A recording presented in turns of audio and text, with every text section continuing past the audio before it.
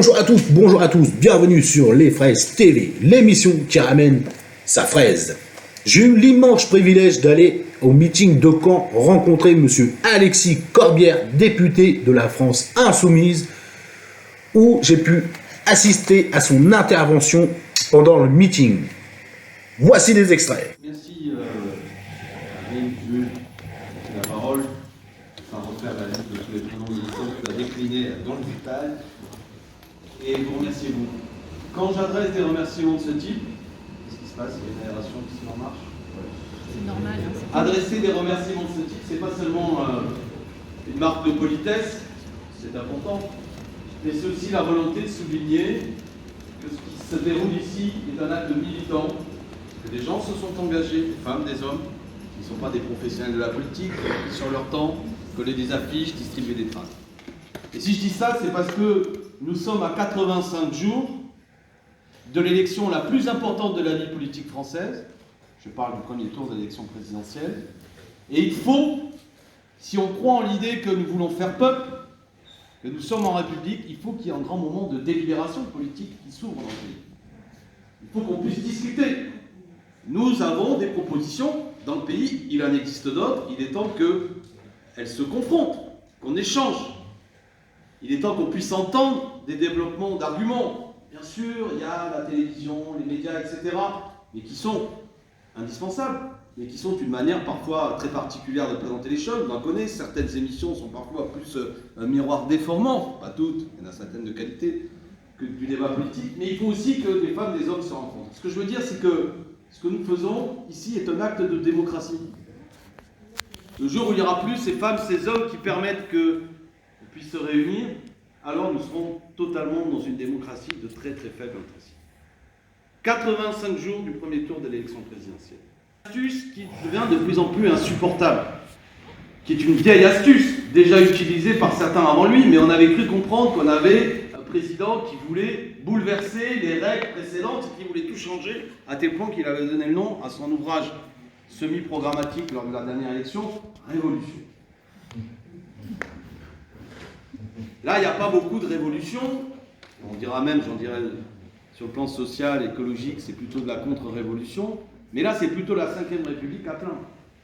Pourquoi je veux qu'Emmanuel Macron se déclare candidat? Pour qu'il nous annonce un programme, enfin. Pour qu'on puisse avoir des débats entre les candidats. Actuellement, il y a le Covid. Beaucoup de gens ne sont peut-être pas venus parce qu'ils s'inquiètent, parce que c'est pas simple, parce que les raisons de sécurité, etc. Bon, bref. Donc il faut du temps. Un grand pays, ça ne se prend pas par surprise. Ça ne se roule pas. Et pourtant, la dernière fois, Emmanuel Macron l'avait dit. Il avait dit, une fois élu, qu'il avait réalisé, je le cite, le hold-up du siècle. Mais un grand pays, on peut lui faire les poches. On peut parfois faire un hold-up démocratique, mais ça se paye. Donc c'est tout le problème de ce qui nous réunit ce soir et des items qui a été abordé. Bien sûr, le programme de Jean-Luc Mélenchon, Union populaire, qui nous rassemble, il est là. 649 propositions. Les copains ont décliné certaines. J'y reviens. Quand vous votez Mélenchon, je vais le dire de manière simple, c'est les partageux. Pour faire simple et ramener à des arguments très populaires, mais qui sont légitimes et dignes, nous pensons que d'immenses richesses ont été produites dans ce pays. Voilà, arrêtons cette espèce de gémissement permanent. Avant de partager les richesses, encore faut-il en produire. Il y en a beaucoup qui sont produites. Nous avons une classe ouvrière, pour parler simplement, qui est qualifiée, plus qu'elle ne l'a jamais été. Les travailleurs français sont productifs. Arrêtons de faire croire des choses qui ne sont pas exactes. Et pour autant, la part des richesses aujourd'hui qui est produite est moins bien redistribuée que ce qu'elle fut par le passé. Faisons simple, c'est cette idée-là déjà qui fait hurler certains, parce que philosophiquement, certains disent non, il vaut mieux pour qu'il y ait de la mobilisation, de l'intelligence en quelque sorte, que les plus riches accumulent, et puis après, vous connaissez, ça ruissellera. Bon, faisons le bilan. Il y a quelques instituts, d'ores et déjà, qui ne sont pas insoumis, qui ont fait le bilan qu'après quelques années de ruissellement, il y a plutôt un phénomène où les gouttes sont remontées au plafond. Mais ça, c'est la question centrale. Ça se traduit par des propositions SMIC à 1 400 €, dont nous pensons qu'il est pertinent. Quand on augmente le SMIC, ça fait augmenter l'ensemble des salaires. Pas d'écart de salaire supérieur à 1 à 20 dans l'entreprise. C'est pas qu'on plafonne les plus hauts salaires, mais on dit que si certains veulent s'octroyer des salaires plus importants en haut, ben, tout le monde monte. Même celui qui ouvre la grille, même celui qui nettoie les toilettes, etc. Voilà. 1 à 20, c'est déjà beaucoup. On va imaginer, si certains dans la salle étaient plus radicaux, vous pourriez me dire, ben, pourquoi pas dans un 10, c'est déjà pas mal. Tel individu vaut 20 fois plus que l'autre. On n'a pas tous les mêmes compétences. Enfin, 1 à 20, ça nous semble correct. Nous pensons, nous, qu'il est temps de dire clairement, il faut faire la retraite à 60 ans. C'est un vieux mot d'ordre hein, du mouvement ouvrier. 60 ans. C'est François Mitterrand et un gouvernement de gauche qui l'avait mis en place en 1981. Aujourd'hui, on voit bien le nombre de cotisations qui a augmenté, les différentes détériorations de notre système de retraite, ce qui était proposé, qui n'a pas pu être mis complètement en place par le président Macron. Mais je vous rappelle que s'il n'a pas annoncé encore qu'il était officiellement candidat, il a annoncé tout de même que s'il faisait un second mandat, ce serait notamment pour mettre en place la réforme des retraites, qui, lorsqu'on la calcule, on verra exactement dans le détail, peut amener à ce qu'on doit travailler jusqu'à 67 ans dans ce pays pour bénéficier d'une retraite. Certains nous disent, Corbière, vous êtes bête, quoi. Vu qu'aujourd'hui on vit plus longtemps, il faudrait travailler plus longtemps. Sauf que toute l'histoire nous démontre, si on prend notamment depuis 1870 jusqu'à 2001, 150 ans, que pour ceux qui travaillent, ils travaillaient le double, d'accord, et ils travaillaient le double du temps, et leur espérance de vie était 2 fois moins importante. Je l'ai mal exprimé, je le répète. C'est parce qu'on a réduit la durée du temps de travail de moitié qu'on a réussi à faire en sorte que ceux qui travaillent ont vu leur espérance de vie doubler. D'accord ? Donc c'est pour le dire, j'espère que vous avez suivi, c'est parce qu'on travaille moins longtemps qu'on vit plus longtemps. Parce que le travail, ça use. Peut-être pas les travaux intellectuels, j'en sais rien, on peut en discuter. Mais le travail, ça use, ça fatigue. Ça abîme. Et quand on a travaillé à 60 ans, eh bien on a le temps de profiter. Et puis par ailleurs, c'est vertueux aussi parce que ça dégage évidemment des postes et ça permet à la jeunesse notamment de pouvoir travailler. Donc c'est une idée, c'est non seulement pertinent sur le plan économique, puis c'est une conception philosophique de la vie. Nous pensons qu'aujourd'hui, on a en plus une espérance de vie en bonne santé chez les hommes qui est autour de 63,5, et que si on repousse l'âge de la retraite à 64, aujourd'hui, 67, ça amènera concrètement à ce qu'un travailleur sur 2 qui prendra sa retraite, il sera cassé. Il ne pourra pas en profiter. Bon, donc qui veut ça dans la 5e puissance mondiale ? Bon, donc c'est des idées qu'on met dans le débat qui, par ailleurs, ne font pas toujours l'unanimité. J'ai même vu, je ne vais pas polémiquer ce soir, Madame Hidalgo a dit « il faut sanctuariser la retraite à 62 ans ». Et la retraite à 62 ans, c'est le gouvernement Sarkozy qui l'a mis en place, et à l'époque, le PS était contre. Donc quelques années après, elle dit que bon, je sais bien que parfois on peut aller plus loin, mais on peut continuer à rester quand même sur des principes qui sont importants. Donc ça, tout ça, c'est des batailles que nous voulons mener. Je ne vais pas décliner tous les thèmes sociaux qu'on pourrait porter dans la discussion. Qui prendra cette question au cœur. Qui pense qu'il est inacceptable, par exemple, que l'un des bilans d'Emmanuel Macron, je pourrais en faire beaucoup, c'est 1 million de gens supplémentaires dans le pays. 1 million supplémentaires depuis 2017 sont passés sous le seuil de pauvreté. On est passé de 14% de la population sous le seuil de pauvreté en 2017 à 14,6% aujourd'hui. 1 million. Bon, je veux dire, cette affaire, quand même, c'est important. La pauvreté, c'est intolérable. C'est intolérable quand on est, comme moi, d'une tradition, j'ai envie de dire, du socialisme ou d'une conception républicaine et sociale. C'est intolérable aussi dans tous les grands mouvements spirituels de ce pays. Les pauvres, priorité aux pauvres. Comment accepter dans ce pays que des gens accumulent des richesses alors qu'1 million de gens supplémentaires ont basculé sous le seuil de pauvreté depuis que M. Macron est en responsabilité. Alors qu'est-ce qu'on propose aussi ? Par exemple, une loi pour le blocage des prix sur des produits essentiels. Ça a été mis en place dernièrement quand Emmanuel Macron, il y avait le début de la crise du Covid, il a bloqué par exemple les prix des masques. Nous on dit, essayons de faire un panier de certains produits de première nécessité, puis on les bloque parce qu'on observe qu'il y a une augmentation très significative de prix qui évidemment participe au fait que toutes ces régions basculent sous le seuil de pauvreté. Cette idée-là d'une loi pour le blocage des prix a été présentée il y a 2 jours à l'Assemblée nationale par Jean-Luc Mélenchon et a été rejetée par la majorité qui nous a dit « vous n'y pensez pas ». On a même eu le droit, évidemment, pour ceux qui suivent les amis, on a même eu le droit à Venezuela, qui a été dit à la tribune, à pire comme au Venezuela. Il nous a expliqué quasiment que c'était la Corée du Nord qu'on proposait, et Jean-Luc Mélenchon leur a quand même rappelé quelques grands exemples historiques de notre histoire française, hein, ne serait-ce que ce que je viens de dire, Emmanuel Macron qui l'a fait, le gouvernement Rocard sur des prix, il y a des moments où on doit considérer qu'attention, il y a des produits essentiels et on ne veut pas qu'ils flambent. Ils ont même osé dire que ce serait en train de... Ça participait à la spoliation des agriculteurs. On leur a rappelé la réalité qu'aujourd'hui, je crois que les pauvres agriculteurs, sur 1 euro d'un produit qui est vendu, généralement ils touchent 8 centimes seulement en moyenne, et que c'est plutôt le système actuel qui spolie les agriculteurs. Ouais, vous avez peut-être vu ça sur nos différents réseaux. C'était assez grotesque et assez éloquent de leur rage et de leur hargne, sitôt que nous proposons des propositions de ce type.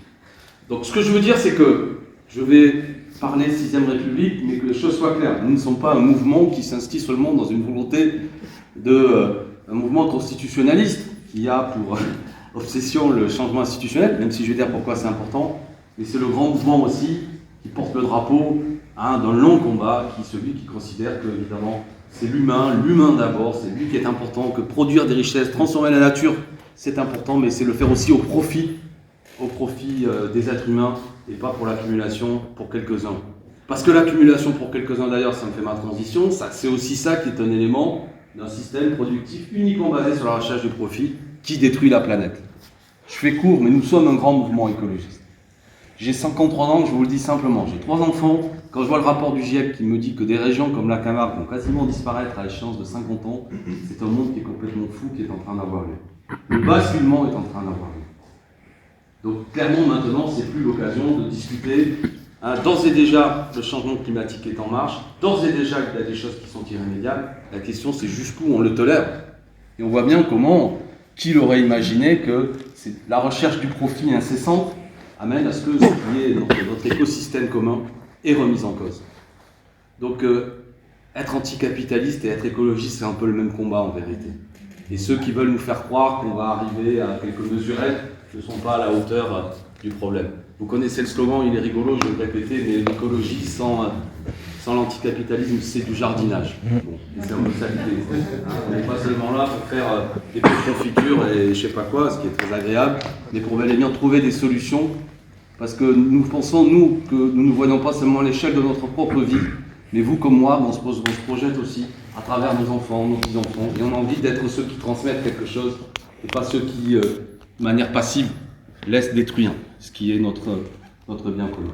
Alors on est un grand mouvement social, on est un grand mouvement écologiste, ça vous l'avez compris, et tout ça est dans le programme. Mais ça a été bien dit par Jules et Karine tout à l'heure, en même temps, on est sur un triptyque qui consiste à s'interroger sur pourquoi finalement ce que je viens de vous dire, vous avez peut-être déjà entendu ailleurs, y compris chez d'autres candidats, après tout le monde se dit, ce qu'il nous dit c'est une quasi-évidence, il faudrait, pourquoi on n'y arrive pas, etc. Donc ça pose la question démocratique. Renouons avec ce vieux débat, qui est un débat fondamental. Aujourd'hui, on se saoule de mots sur tout le monde est républicain, vous avez vu? Moi, je suis républicain, et à la France Insoumise, à l'Union Populaire, nous sommes des républicains, mais des républicains conséquents. Et je veux dire, on est aujourd'hui dans un moment du débat où il y a des mots comme ça, tout le monde l'est, à tel point même que le mouvement de la droite aujourd'hui s'appelle les Républicains. Monsieur Macron, c'est la République en marche. Et le mot est tellement utilisé à tort et à travers que franchement, il perd totalement de son sens. Il faut le redéfinir. On a l'impression parfois que certains nous parlent de la République ou des Républicains que dans la conception des compagnies républicaines de sécurité, quoi. Bon. Sauf que l'histoire de la République, c'est un peu autre chose, quoi. C'est pas seulement rétablir l'ordre, même si je suis pour l'ordre, je suis pour l'ordre social, pas seulement le coup de matraque sur la tête des ouvriers qui manifestent. Et si je dis ça, c'est parce que, y compris au passage, on n'en parlera pas ce soir, mais il y a d'autres mots. Moi, je suis un laïc intransigeant, mais le mot de laïcité est devenu suspect dans le débat politique, tellement il est utilisé à tort et à travers par toute une série de gens qui, à la fois, donnent de l'argent à des écoles privées confessionnelles, mais sont en train de traquer en permanence pour savoir si à la mosquée du coin, l'association est bel et bien totalement démocratique. Moi, j'ai le même rapport à toutes les religions. Je ne suis pas en train de dire qu'il y en aurait une qui serait plus suspecte que l'autre.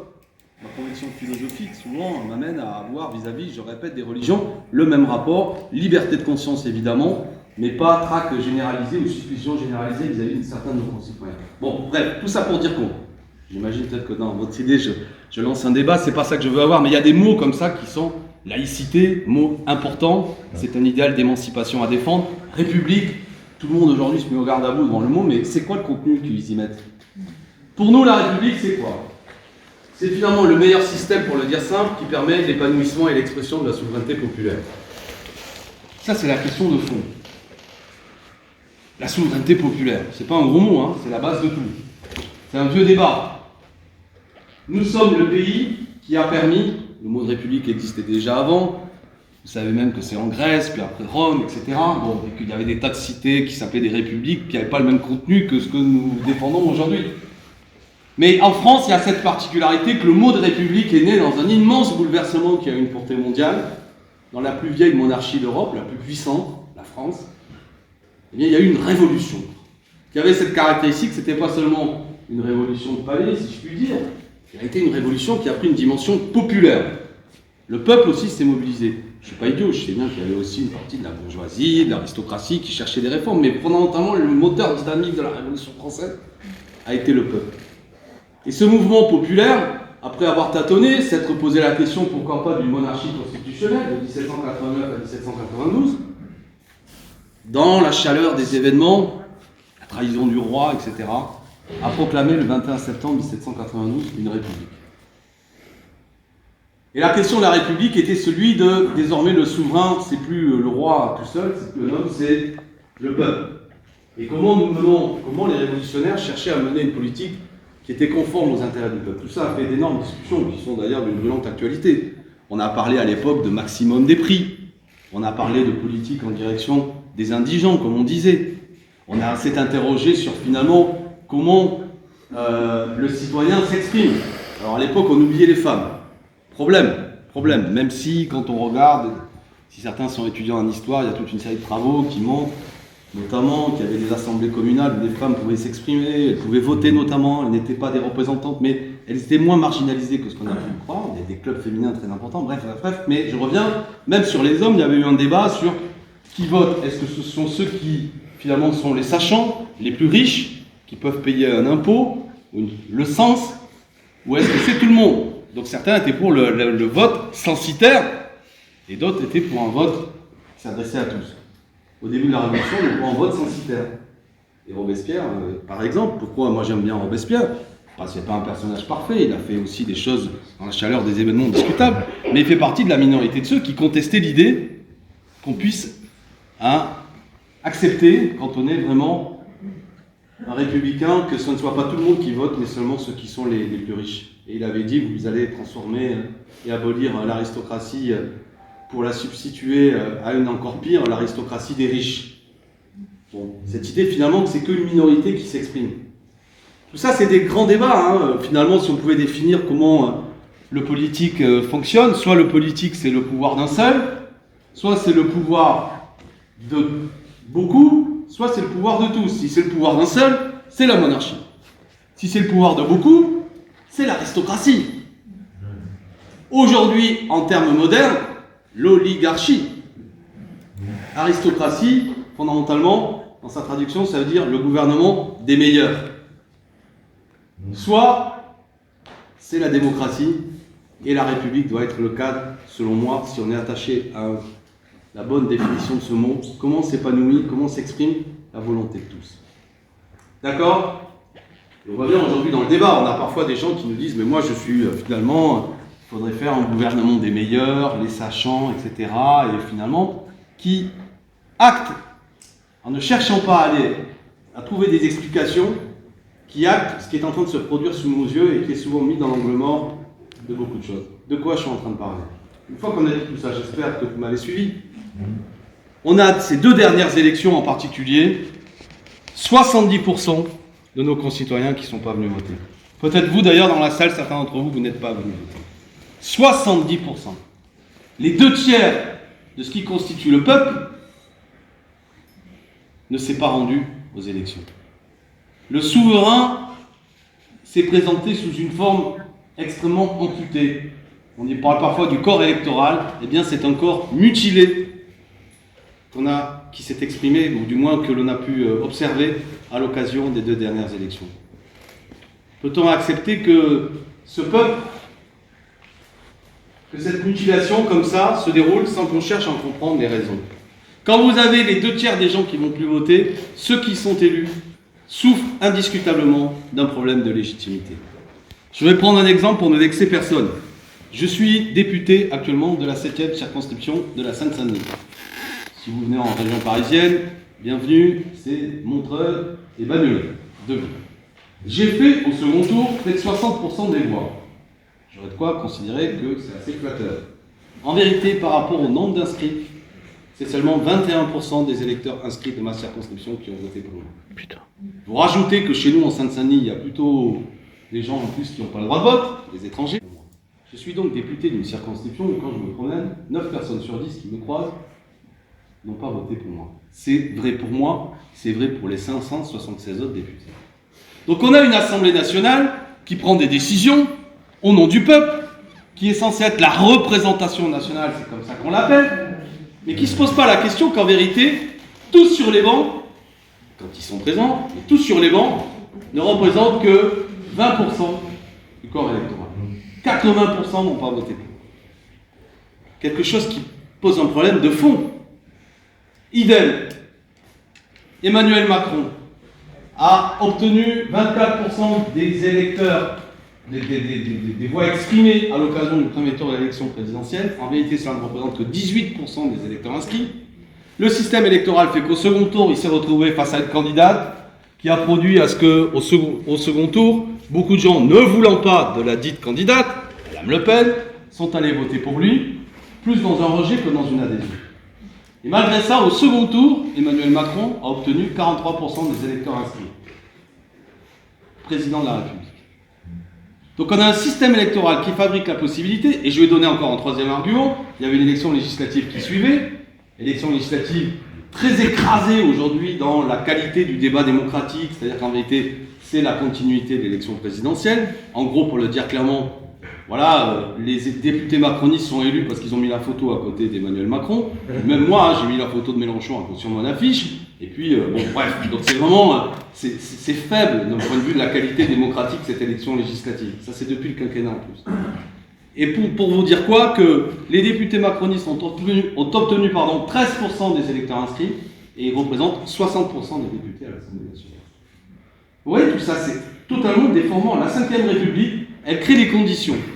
Que vous avez des députés qui sont vraiment très faiblement représentatifs. Vous avez un président de la République qui n'a jamais été majoritaire par rapport au nombre d'électeurs inscrits. Et qui, lorsqu'on demande des gens vraiment sur son programme, n'a rassemblé que 18% des électeurs inscrits. Et pour autant, nos institutions concentrent énormément de pouvoir sur ce personnage si singulier. Il y a là un problème de fond. Si on reste attaché à ce que j'ai dit tout à l'heure, c'est là, qu'est-ce que c'est que la République? Finalement, on pourrait mettre plein de définitions, mais c'est le meilleur cadre pour permettre l'expression de la souveraineté populaire. Où est la souveraineté populaire là-dedans? Donc ça, c'est un débat de fond. Si on ne pose pas cette question-là, si on dit on s'en fout, en gros, allez, peut-être que dans un coup de hasard, pour peu que les choses, dans un coup de chance, un bon coup de dé, peut-être que Mélenchon va se glisser là-dedans, on va y arriver. Je veux dire, diriger un pays dans de telles conditions, c'est nécessairement vous mettre dans une situation où soit vous trahissez, soit vous utilisez les institutions après pour violenter le pays. Et on est dans un moment de grande tension. Il est nécessaire qu'on rediscute et qu'on vérifie si on a envie de faire peuple au niveau national. Et tout ça ne peut se passer que dans une discussion qui a de la noblesse et de la dignité. C'est quoi les droits que nous voulons nous attribuer? Et si, moi je suis favorable au système représentatif, je ne suis pas pour le mandat impératif, j'en dirai tout à l'heure deux mots, et au passage à ceux qui... je développerai ça tout à l'heure. Mais il faut s'interroger, c'est quoi le rapport que nous avons avec ceux qui nous représentent? Quel est le lien entre les mandataires et les mandatés? Et ce lien, il doit quand même être vivant.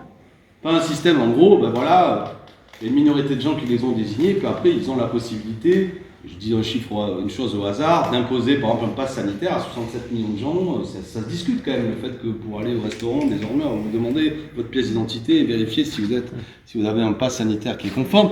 Je prends cet exemple-là pour dire que pour pouvoir avoir l'adhésion d'un grand pays et accepter des décisions comme ça, il est bon que des décisions que vous prenez et que celui qui les demande, qu'il y ait un consentement à l'autorité, quoi. Que ce ne soit pas un président de la République qui est dans le cadre d'un conseil de défense, c'est-à-dire avec le chef des armées, avec le chef du service de renseignement, puis après le ministre de la Santé, dans une alcôve où on n'a aucun compte rendu qui prenne des décisions, puis qu'après une majorité qui reproduit les décisions de manière quasi pavlovienne. Hier soir, je me suis couché à 4h du matin, on a eu une discussion où les 400 amendements, c'était la discussion, vous savez, sur la deuxième lecture du pass vaccinal, les 412 amendements que nous avons présentés, nous, les groupes d'opposition, il y en a 0 qui ont été retenus, pour vous dire le niveau de discussion parlementaire. En gros, ils n'en ont rien à foutre, c'est le texte qui vient de l'exécutif, et le seul truc, c'est qu'ils ferment les écoutilles pendant 12 heures de débat, parce que de toute manière, ils n'intégreront que dalle. Bon. Donc on a un rétrécissement de la vie démocratique.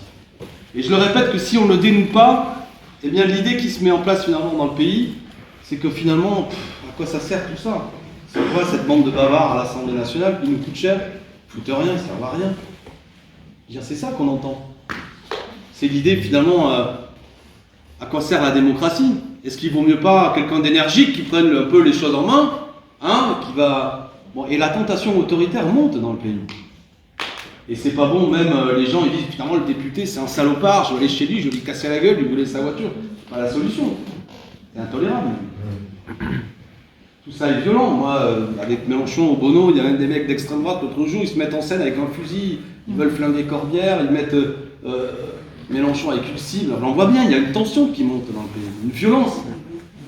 Donc c'est le moment de se dire, soit on s'en fout, tout ça, on dit bah, c'est parce qu'il y a quelques olibrius dans un coin, soit on ne comprend pas que cette colère, elle se nourrit aussi de ce sentiment, mais sentiment qui est basé sur des faits, que cette vie politique, ces institutions ne sont plus...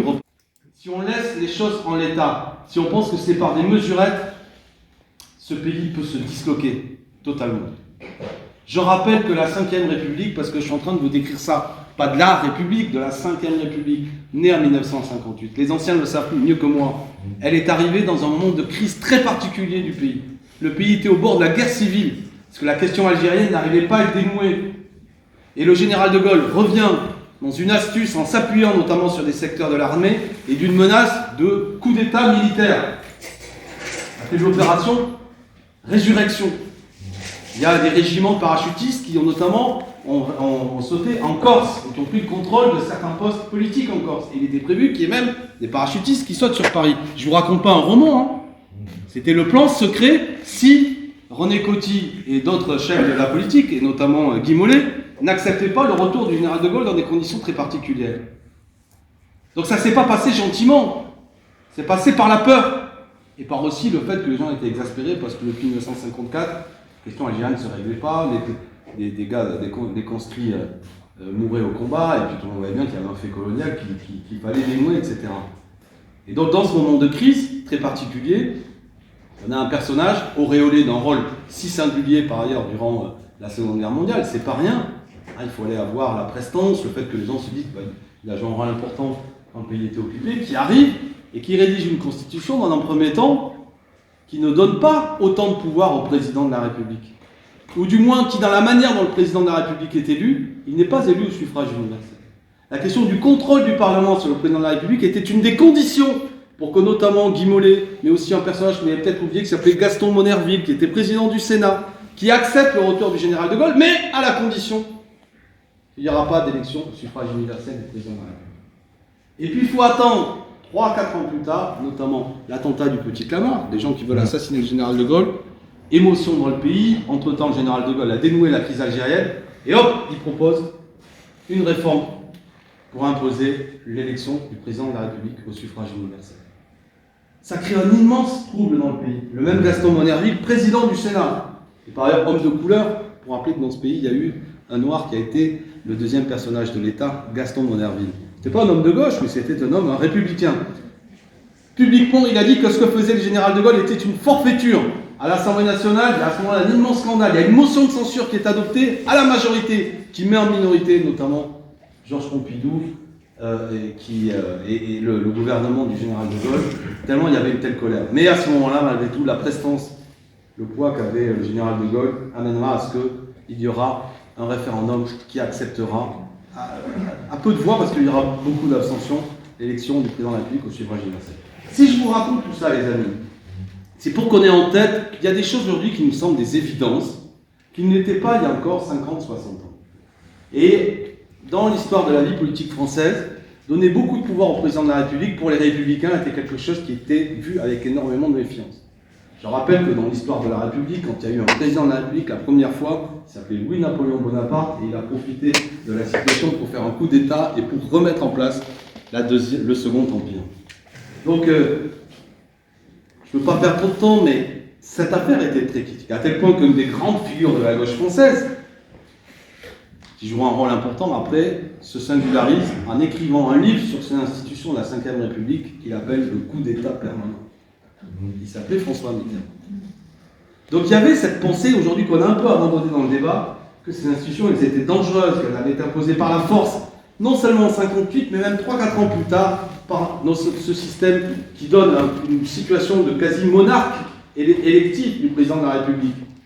Il y a un rapport très particulier comme ça, direct au peuple, avec l'idée du bonapartisme, du personnage au-dessus du clivage droite-gauche, du père de la nation, et qui peut disposer de beaucoup de pouvoir, qui concentre énormément de responsabilités, qui peut dissoudre l'Assemblée nationale, qui nomme les préfets, les recteurs, qui nomme quasiment l'ensemble des postes d'administration, et un Parlement de faible intensité.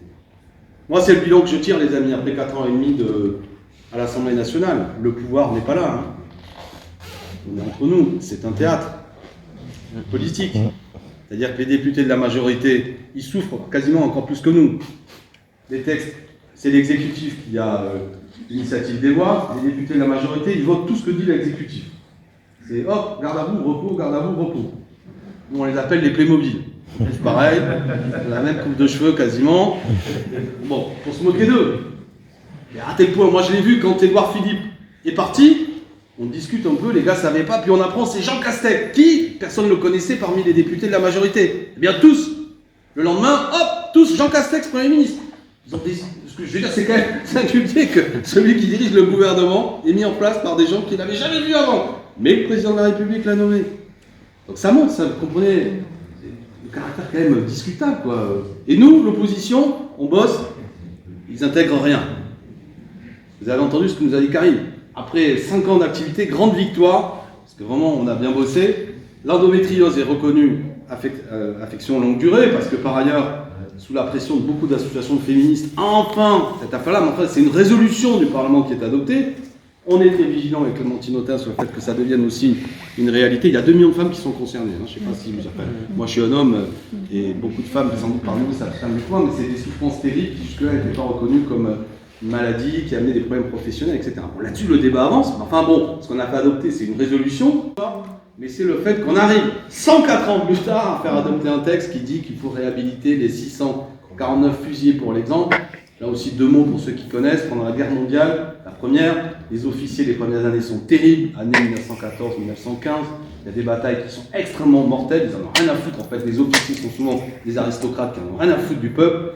Bon, les gars montent au front, c'est la mitraille. Il y a des journées où il y a 32 000 morts dans la même journée. Bon, les types, ils craquent, quoi. Beaucoup de soldats, ils craquent. Ils craquent comment? C'est qu'ils s'automutilent bien souvent pour arrêter d'aller au feu. Et les officiers, c'est-à-dire ils se blessent la main, etc. Pour dire mon commandant, je ne peux pas y aller. Les officiers fusillés. D'accord? 649 comme ça. Il y a même un officier, un type, un jour, un sous-off, qui revient avec ses types, il revient, mais l'officier en question, son supérieur, l'a dans le nez, les types ils sont blessés, etc. Et il l'accuse d'avoir déserté, et il va être fusillé sur son brancard, le type. D'accord? Il y en a comme ça 649.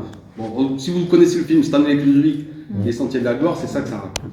Sentiers de la Gloire, film interdit en France quand il sort la première fois, parce qu'on ne voulait pas raconter cette histoire. 104 ans plus tard, énorme boulot, les services historiques de l'armée, après beaucoup de gros historiens, arrivent à reconnaître qu'il y en a, donc 649 qui sont vraiment fusillés de manière absolument dégueulasse, des types, des gens innocents, des braves gens, des honnêtes types. Parce que longtemps on disait qu'il y avait des espions parmi eux, il y avait des droits communs. Bon voilà, je referme l'épisode, mais voyez, bon, c'est sympa, mais ça ne change pas la face du monde, même si sur le plan historique, c'est un beau combat. Mais à part ça, je reprends mon propos, bon, je veux dire, ils ne nous lâchent jamais rien. Alors moi, donc pourquoi on parle démocratie, 6e République? Parce que, notamment aussi jeudi, à l'occasion de cette journée réservée, ce qu'on appelle la niche parlementaire, sur le terrain dont je suis en train de vous parler, la question de la démocratie, on a proposé une idée. Nous, on pense que pour rétablir ce lien fort entre mandataires et mandatés, entre les représentants et les représentés, il ne faut pas seulement dire, voilà, il faut imaginer de nouvelles institutions et d'abord qu'elles soient discutées collectivement. La méthode que nous proposons pour mettre en place de nouvelles institutions, c'est une méthode conforme à l'histoire de France. Ça a toujours été comme ça d'ailleurs. hormis en 1958, qu'on a changé de constitution, c'est réunir une assemblée constituante. Alors c'est quoi une assemblée constituante? J'explique comment ça pourrait fonctionner si Jean-Luc Mélenchon, je ne devrais même pas dire si, lorsque Jean-Luc Mélenchon serait président de la République, le 24 avril. Mélenchon est élu président. Bon, on fait la fête, tous on est contents. Une fois qu'on a un peu décidé, il y a quand même les élections du mois de juin qui arrivent.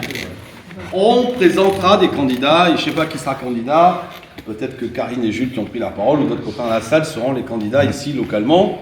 Voilà. Et il y aura les autres partis, vous connaissez ça. Classique, 5e République. Donc il y aura une Assemblée nationale, 5e République, qui sera élue, j'espère au moins que ceux qui soutiennent le président Mélenchon seront en majorité. Ça c'est une chose, donc on ne change pas, il n'y a pas de coup de force ni rien. Mais nous, notre idée, c'est que le 14 juillet, le président Mélenchon, prenant la parole, dira, voilà, je vais convoquer par référendum, demander au peuple français, est-ce que vous m'autorisez à convoquer cette élection pour désigner des députés constituants? Imaginons que le 14 juillet, après avoir pris la parole, que c'est au mois de septembre que ce référendum existe. Vous me suivez? Donc au mois de septembre, il y aura un référendum. Le peuple français dit oui ou non. S'il dit non, ben, les copains, on ne va pas gouverner contre le peuple. Il n'y aura pas de 6e République. Mais comme on va être pédagogique, et qu'on imagine qu'on a été élu pas pour rien, et que peut-être même que les premières mesures que l'Assemblée nationale aura prises créent une ambiance dans le pays où les gens ont plutôt envie de nous accompagner dans les changements que nous proposons, le peuple répond oui, on convoque une élection pour désigner les députés constituants. Pendant ce temps, à l'Assemblée nationale, les députés continuent de bosser. Ça ne change rien. Mais il y a élection de députés constituants. Comment ça fonctionne? Il y aura les listes Union populaire pour élire des députés constituants. Donc imaginons que nos amis Jules et Karine ont été élus députés, mais il y en a d'autres parmi vous, je n'ai pas tous les prénoms en tête, vous, le monsieur qui est face à moi, il accepte de se voter candidat pour être député constituant sur le programme de l'Union populaire.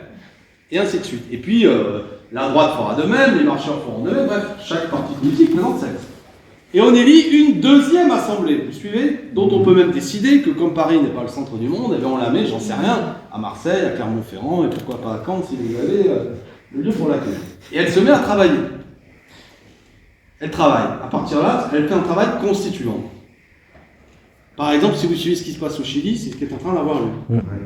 Il y avait la vieille constitution d'Augusto Pinochet, quand les militaires ont accepté la transition démocratique. Et non seulement au Chili, il y a eu quelque chose de fantastique dernièrement, où le jeune Gabriel Boric a été élu président de la République, ce qui est extraordinaire. Et puis en même temps, suite à beaucoup de mobilisations sociales qui avaient eu lieu, il y a eu une assemblée constituante qui s'est mise en place et qui travaille encore actuellement, et elle va travailler. Bref, je reviens à ma France. Il y a une assemblée constituante qui se réunit, et peut-être qu'elle va travailler pendant 1 an, 2 ans. Donc il y aura des débats. Ben, nous, les insoumis, on viendra faire nos idées, etc. Vous voyez l'idée? Et puis au terme de ces travaux, un jour, le président de l'Assemblée constituante dira au président de la République, président, voilà le texte que nous présentons, et le président de la République resoumettra au peuple en disant, l'Assemblée constituante a travaillé, voilà le texte que je soumets, là le peuple à nouveau dira oui ou non. Ben, s'il dit non, soit on se retourne vers l'Assemblée constituante en disant, le texte est retoqué, et elle se remet au travail. En 1946, ça s'est passé comme ça pour la 4ème République. La première version du texte a été repoussée, et c'est la deuxième mouture. Enfin, vous voyez l'idée. Ce que je veux démontrer à ceux qui sont dans la salle, c'est que c'est pas le commandante de Mélenchon qui prend le pouvoir et qu'on est tous en treillis et qu'on dit il n'y a plus d'institution. Parce que parfois on entend. Mais c'est un processus démocratique pour pouvoir avancer. Alors quelles seraient les grandes idées que nous qu'on soumettrait à la discussion pour cette 6ème République? C'est notamment, je reviens à ce que je disais tout à l'heure, le fait que nous pensons, que parmi tous cette blessure démocratique, il faut renforcer ce lien entre celui qui représente et celui qui est représenté, et notamment renforcer, non pas la confiance c'est un sentiment, il faut des droits de contrôle. Comment cela pourrait être mis en place? Notre idée, c'est le droit de révoquer les élus. Déjà, c'est pas exotique, je le répète, vu que j'ai eu droit à Venezuela encore il n'y a pas longtemps. C'est en France que le droit de révoquer les élus, ça s'appelait le droit au rappel, durant la Révolution française notamment, existait. C'est une vieille idée. Par exemple, la Commune de Paris, qui a été vue comme un exemple par tout le mouvement ouvrier, avait donné le droit de révoquer ses représentants. Quel autre exemple je pourrais prendre?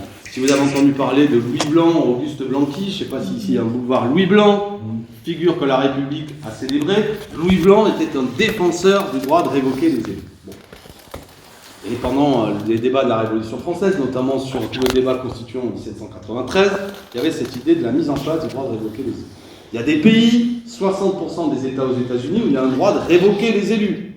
Vous connaissez tous M. Biscotto, Arnold Schwarzenegger, qui en plus d'avoir été un acteur magnifique, au jeu que nous connaissons tous, je plaisante, mais il a été gouverneur de Californie aux États-Unis. Ben, M. Schwarzenegger a été élu suite à la révocation du gouverneur précédent. Il y avait un gouverneur qui a été révoqué, je ne sais plus ce qu'il a été. Bref, ce que je veux dire, c'est que ça existe dans certains pays en cours de mandat.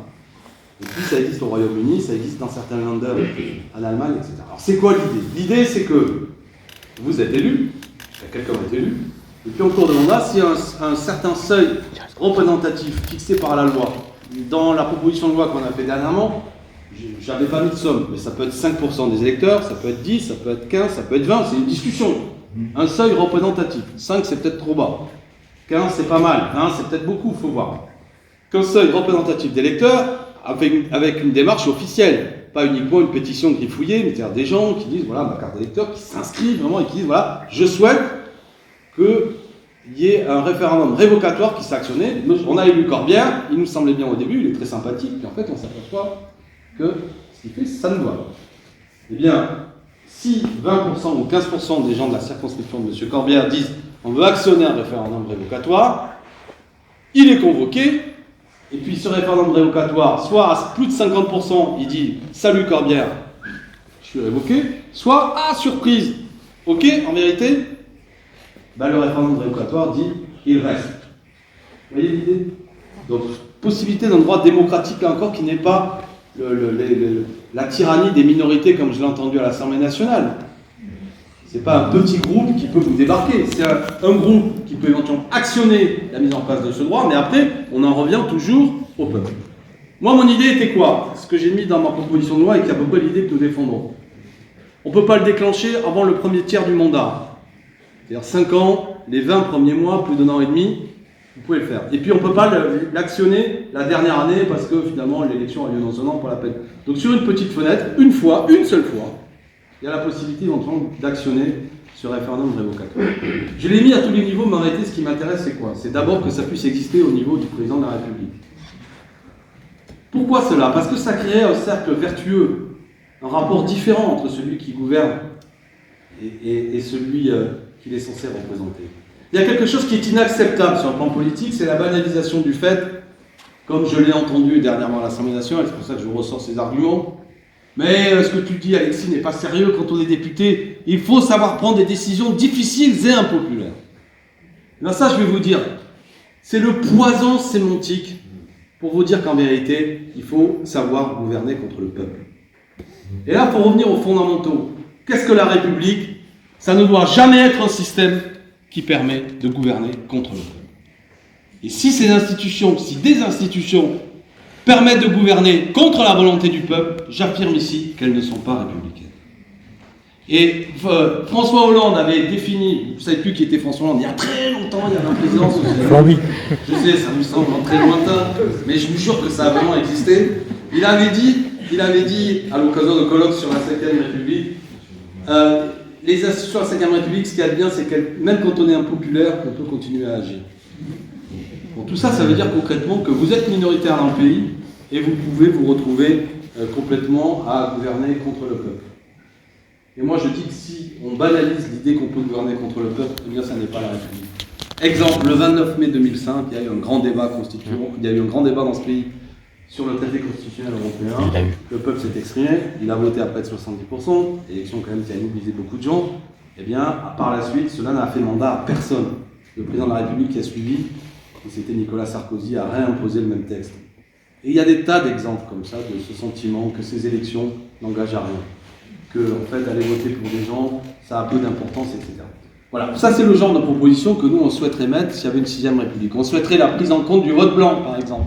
On pourrait décider que, sur une élection, il peut y avoir parfois des choix, ou un second tour, où il peut y avoir le vote blanc. Exemple, au second tour, Chirac-Le Pen en 2002, beaucoup de gens, et moi j'ai voté Chirac à l'époque, on ne pas de Le Pen, mais on pouvait imaginer, peut-être que ça vous semblait périlleux, au second tour, beaucoup de gens qui auraient pu dire nous on met majorité de vote blanc parce qu'on ne veut pas de ce second tour-là, donc on refait l'élection. Vous voyez que l'idée qu'on fixe des seuils de représentativité, ou des quorums aussi, comme dans des associations, où si l'abstention est trop forte, l'élection, il faut la refaire. Si on prend en compte le vote blanc, on peut aller avancer, pourquoi pas, vers un vote obligatoire, avec prise en compte du vote blanc. Bon. Et on pourrait continuer comme ça à réfléchir, de nouvelles institutions, avec des référendums d'initiative partagée, des référendums surtout d'initiative citoyenne, tous ces RIC qui ont été portés notamment par le mouvement des Gilets jaunes, c'est passionnant. La possibilité qu'une partie du peuple puisse intervenir dans un débat législatif, soit pour abroger un texte, soit pour mettre à l'ordre du jour de l'Assemblée nationale un autre texte, etc. Donc vous voyez, il faut réfléchir à ça. Il faut un système qui redonne plus de pouvoir au Parlement. Il faut casser cette idée que finalement, il y a ce que je disais tout à l'heure, non plus un système qui est le gouvernement de tous, mais le gouvernement de quelques-uns. La mise en place d'une oligarchie. Parce que ce qui s'est remis en place de manière sourde et fourbe, c'est une forme de vote censitaire. Parce que sociologiquement, quand on observe qui c'est qui va voter, qui c'est qui ne va pas voter, les CSP, les catégories supérieures, votent plus, parfois 2 fois plus que les milieux populaires. Et nous acceptons l'idée, si je vous disais la France, on est un système censitaire, on dit ah non, c'est inacceptable, c'est pas vrai. Eh bien, nous acceptons l'idée que les riches dans ce pays votent 2 fois plus que les pauvres. Donc c'est la clé de tout. Comment on refait voter les milieux populaires? On ne les refera pas voter seulement en leur disant on vous propose d'élire un meilleur monarque que le monarque actuel. Ami, je suis un proche de Jean-Luc Mélenchon, comme on dit. Eh bien, je ne souhaite pas faire de Jean-Luc Mélenchon le prochain monarque. Parce que c'est pas bien. Parce que c'est pas sain. Parce que c'est pas ça la proposition. Parce que toute personne et tout pouvoir, quand il est trop concentré, corrompt toutes les âmes. Donc notre proposition n'est pas de dire il y a un personnage plus omniscient qu'un tel ou un tel. C'est des propositions et des choses, des engagements pour des changements institutionnels qui nous mènent à neuf. Ce qui amène Jean-Luc Mélenchon à dire finalement votez, en votant pour moi, pour le dernier président de la Ve République. Ce ne sera pas une aventure, on est actuellement dans l'aventure. On est actuellement dans l'instabilité. Quand vous avez des gens qui prennent des décisions en ne représentant plus que 15 à 20% du corps électoral, c'est un système instable. On est aujourd'hui dans un moment où celui qui est le Premier ministre du pays, aucun d'entre vous ne le connaissait avant le jour où à la télé, le Président de la République a dit « je l'ai choisi ». Ça n'est pas bien, ça n'est pas sain, ça ne crée pas de consentement avec vous. En vous disant ça, je vais vers ma conclusion. Si nous, on a fait le choix d'aller dans cette élection, ça a été rappelé tout à l'heure, en partant de tôt, si je puis dire, c'est parce que ces millions, près de 50% des gens qui actuellement ne se prononcent pas dans les sondages, même si les propositions s'y mettent, tous ces milieux populaires, les gens, on ne les prend pas par des astuces, pas par des surprises, c'est pas par des combines, c'est pas en les séduisant parce que tel ou tel personnage a l'air plus sympathique que machin, c'est par des idées, c'est par des propositions, c'est par des engagements forts qui sont pris vis-à-vis des gens. Vous savez, moi je pense que dans les milieux populaires, ces gens, ils se méfient de ceux qui apparaissent le temps d'une élection et qu'on n'a pas vu pendant 5 ans. Les insoumis, ils ont plein de défauts. Ils ont quand même pour qualité d'avoir bagarré, notamment depuis 2017. Ce n'est pas des opposants à la dernière minute d'Emmanuel Macron. Ils ont posé des actes, ils ont posé des propositions de loi, ils ont tenu nombre, ils étaient dans la bagarre sur beaucoup de sujets. Déjà, je trouve que ça crée un lien indiscutablement plus fort que toute une série de personnages qui souvent se définit par, l'évanescence du propos. Et moi, je le dis, s'il y a des amis dans la salle, même si j'ai énormément de respect pour elle, mais ce que fait Christiane Taubira n'aide pas pour moi la démocratie. Elle ne dit pas grand-chose, on ne sait pas ce qu'elle pense, c'est des propos évanescents. Alors comme elle maîtrise le verbe comme personne, c'est quasiment de la poésie quand elle parle, c'est beau. Mais je veux dire, on n'est pas là pour se faire séduire par une récitation, quoi. On ne peut pas seulement dire il faudrait une république laïque, mais de quoi elle parle? Pour la 5e ou pas? Pour augmenter les salaires ou pas? Pour les traités européens ou pas? On désobéit ou on accepte? Etc. etc. Donc ça ne produira aucune dynamique dans les milieux populaires. Ce qu'il faut, c'est un programme, il faut le temps des réunions, ce qu'on fait ce soir, ce que vous allez faire, sans doute encore dans 15 jours, 3 semaines, ce qui se passe demain à Nantes. Circuler dans le pays, mobiliser des gens, leur montrer un programme, leur faire lire, le lire avec eux, c'est compliqué tout ça. prendre des engagements, faire circuler des idées, populariser des idées. C'est que ça, il n'y a pas de raccourci. Il n'y a pas de raccourci. Les raccourcis, c'est des hold-up, c'est des combines. Si on vous dit, regardez, il est jeune, il est séduisant, il fait toutes les unes des magazines. Ah, il a l'air bien. Ah, il n'est pas de droite, il n'est pas de gauche. Et ça, c'est des conneries, ça. Ça marche une fois ou deux. Mais après, non, mais je veux dire, ça fracture un pays. Ça fracture un pays. Et j'ai pas dit tout à l'heure, d'ailleurs, que je pense qu'avec une assemblée constituante, on se redéfinit collectivement comme peuple. C'est-à-dire, pourquoi nous voulons vivre ensemble? La politique, nécessairement, c'est l'objet, c'est la gestion de tensions, hein. Si individuellement, sans doute, il y en a quelques-uns parmi nous, on ne peut pas se blairer, c'est pas le sujet. Des fois, on s'aime bien d'ailleurs. La question, c'est comment, si on veut vivre ensemble, il faut qu'on discute c'est quoi les droits, nos droits démocratiques, qu'est-ce qu'on accepte, qu'est-ce qu'on n'accepte pas, comment on fonctionne, s'il y a des décisions qui sont prises, etc. Et je veux dire, ça ferait du bien au pays, ce débat constituant. Et là, ce que je veux vous dire, c'est qu'à 85 jours du premier tour, c'est que par la politique que l'on crée des dynamiques. Et c'est un désaccord avec ce que nous proposent certaines personnes, qui consiste à dire « Non, mettons-nous d'accord sur un candidat, hein, le moins 10 ans politique pour essayer de tous nous réunir, mais ça produit rien. » De 2 millions de gens. Et celui qui a été désigné, il s'appelait Benoît Hamon. Tous les 7 candidats qui participaient à la primaire, il n'y en a aucun qui l'a soutenu après. La moitié, ils ont appelé à voter Macron. Il y a eu 2 millions de gens qui sont venus voter à la primaire socialiste, et Benoît Hamon, candidat, il fait 2 millions de voix aussi à nouveau. Ça n'a pas mobilisé plus. Donc c'est pas parce que quelques centaines de milliers de gens disent nous on va faire ça qu'il faudrait d'un seul coup arrêter ce que nous sommes en train de faire, sinon on va perdre. Et je voudrais cultiver aussi l'espoir politique. Vu que tout le monde avait été réfléchi sur la base des études d'opinion, parce que c'est que ça en vérité, hein. Les gens ils abordent des stratégies parce que tu as vu dans les sondages, la tyrannie des sondages, il faut arrêter. Les sondages, c'est des boîtes de sondages, des boîtes privées qui souvent vendent du papier ou font l'événement en fonction d'éléments de redressement qui ne sont pas toujours très clairs. Mais malgré ça, puisque certains veulent qu'on parle sondage, aujourd'hui, le niveau auquel est le candidat Jean-Luc Mélenchon dans les sondages est quasiment le même que le niveau auquel il était en janvier 2017. Si on ajoute les 1 ou 2 points du candidat communiste qui était avec nous la dernière fois. C'est-à-dire on était autour de 12%, et aujourd'hui Mélenchon il oscille entre 9 et 13% selon les sondages. Si on refait ce que nous avons fait la dernière fois, nous serions au 2e tour de l'élection présidentielle. Et même sur la base des sondages, j'ai entendu un sondage tout à l'heure dans Marianne qui mettait Mélenchon autour de 12%, je crois. 13. Le second tour est à, enfin du moins, le candidat qui serait au second tour face à Macron actuellement, c'était Pécresse, je crois, dans le sondage, il est à 16%. Bref, ce que je veux vous dire là, c'est qu'il suffirait de 3-4 points supplémentaires, même à l'heure actuelle, à froid, en fonction de ce paysage, pour créer les conditions que Mélenchon soit au second tour. Alors pourquoi ne pas se regrouper derrière sa candidature? Qu'est-ce que c'est qui l'empêche? Pourquoi cette perte de temps dans des discussions sans fin auxquelles on ne comprend plus rien? Il y a un programme qui fait une dynamique, par la qualité de ce programme, par la fidélité de ce qu'il représente, par aujourd'hui le dispositif militant qui le porte, qui n'est pas seulement une bande de gens qui se réunissent à l'occasion autour d'un personnage, mais qui sont des gens qui sont d'abord convaincus sur le programme.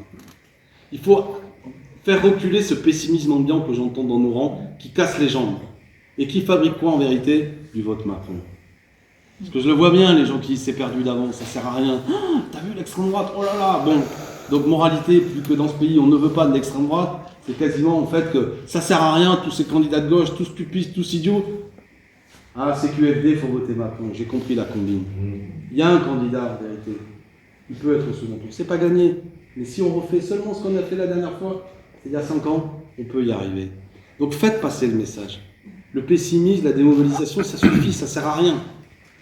Et puis, si vous êtes convaincu avec ce qu'on s'est dit ce soir, et puis toute une série d'autres choses que vous avez entendues, il faut venir nous aider. C'est qu'un grand mouvement populaire qui pourra changer le pays. Peut-être que vous n'êtes pas d'accord avec les 649 propositions, mais sur l'essentiel, il faut venir nous aider si vous n'êtes pas encore avec nous. Pour diffuser des tracts, pour coller des affiches. C'est fatigant tout ça. J'ai des copains, ils y passent la nuit, on a tous nos vies, je ne vous dis pas de vous engager comme dans une armée et que du jour au lendemain, vous serez pris tous les soirs, mais venez donner un petit coup de main. Dans la commune où vous êtes, une soirée, pourquoi pas, pour coller une affiche, un week-end, pourquoi pas, 1 heure ou 2 sur un marché pour diffuser des tracts, prendre le temps d'une réunion de quartier en porte-à-porte, etc. Et démultiplier tout ça. Et s'engueuler, pourquoi pas, avec des voisins sur le fait qu'ils ne croient pas à tel truc, et ton Mélenchon, il est énervé, etc. Ben, discutons-en. Ne cédons pas dans la personnalisation de tout. Ben oui, Jean-Luc, c'est un homme de caractère quand on lui marche sur les pieds écrits et quand on débarque, comme l'a dit Karim. Je veux dire, dans son domicile pour une histoire scandaleuse, oui, il crie, et alors.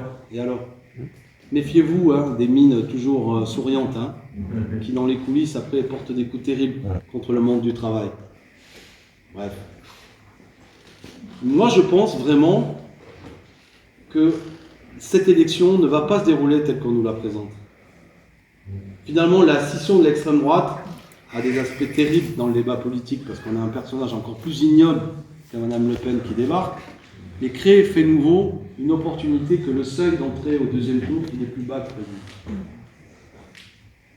Donc là encore, si dans la salle il y a des camarades d'autres formations, écolos, communistes, etc., regroupons-nous, bon sang.